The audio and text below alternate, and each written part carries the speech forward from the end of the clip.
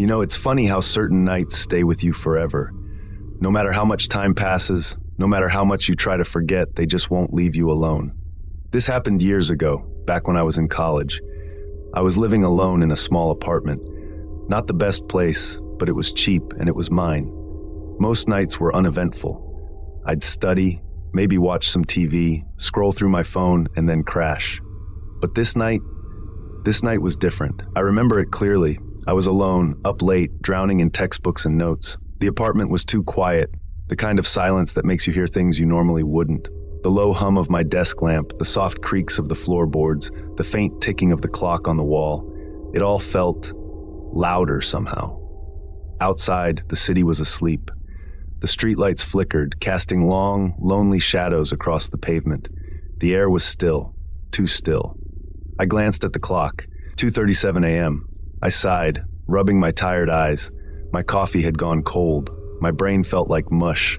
I leaned back in my chair, stretching my arms when my phone rang. The sudden vibration made me jump. I reached for it, expecting a message from a friend or maybe a notification. But when I looked at the screen, my stomach twisted. Incoming call, unknown. I hesitated. No one ever called me this late. My parents were asleep. My friends would have texted instead, and scam calls didn't usually happen in the middle of the night. I should have ignored it. I should have, but for some reason I didn't. I answered. Hello? Silence. At first I thought maybe it was a bad connection. Then I heard something. Breathing. Slow, deliberate, almost thoughtful. Who is this? I asked. No answer, just more breathing. Then, a voice. My voice. Don't look outside. I swear to you, it was my exact voice. Same tone, same way I spoke, as if I were speaking to myself from the other end of the line. A chill crawled up my spine, my fingers tightened around the phone. Who are you? I whispered. Nothing. Every instinct in my body told me to listen, to stay put, to not look. But I didn't. I turned toward the window, and I saw it, a figure, standing on my balcony. I sucked in a sharp breath. My pulse pounded in my ears. It wasn't just anyone, it was me.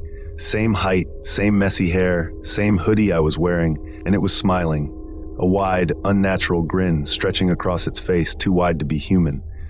My phone buzzed again. My hand trembled as I looked down. Another call. Unknown caller. I didn't want to answer. I didn't, but my body moved on its own. I lifted the phone to my ear. My voice whispered again. I told you not to look.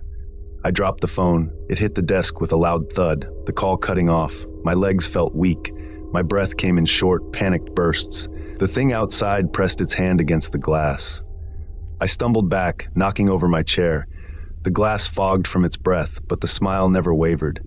Then it turned and walked away, but not like a person. It didn't climb over the railing. It didn't jump. It just disappeared. 1 second it was there. The next it was gone. I stood frozen, my body refusing to move. My mind desperately tried to make sense of it. Maybe I was hallucinating. Maybe I had studied too long and my exhausted brain was playing tricks on me. But then I saw it. The window. There was a handprint on the glass, and it wasn't mine. My breath hitched. My hands shook as I grabbed my phone, checking the screen. The last call still sat there like a silent reminder. 2:37 a.m., unknown caller. I swallowed hard. My fingers fumbled as I opened my photo gallery, though I didn't know why. I hadn't taken any pictures. But there was a new photo, one I hadn't taken. I hesitated, my stomach twisting into knots. Slowly, I tapped on it. The image loaded. It was a picture of me. Not a selfie, not something from my front camera. The angle was all wrong. It was taken from outside my window. I snapped my head up. The handprint was still there. The night outside was still dark, empty. But something about the air felt wrong. I deleted the photo immediately. My hands were clammy. My heart slammed against my ribs. I needed to get out. I grabbed my jacket, shoved my phone in my pocket, and bolted for the door. The apartment felt suffocating, like something was watching me. My keys jingled as I fumbled with the lock. And then, knock, knock, knock. I froze. The sound wasn't coming from the front door. It came from inside the apartment, from the window. I turned my head slowly. My stomach dropped. There, outside the glass, was a shadowy reflection. Not mine.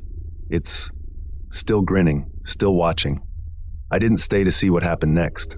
I tore out of that apartment, ran down the hallway, and didn't stop until I reached my car. I drove to a friend's house, shaking, heart racing. I didn't explain why I'd shown up in the middle of the night. I didn't want to explain. The next morning, I forced myself to go back. The apartment looked normal. The window was shut. The handprint was gone. But the fear, that never left me. I moved out 2 weeks later. To this day, I still don't know what that thing was. I don't know why it called me. But I do know one thing. I never answer calls from unknown anymore. And I never look outside at night.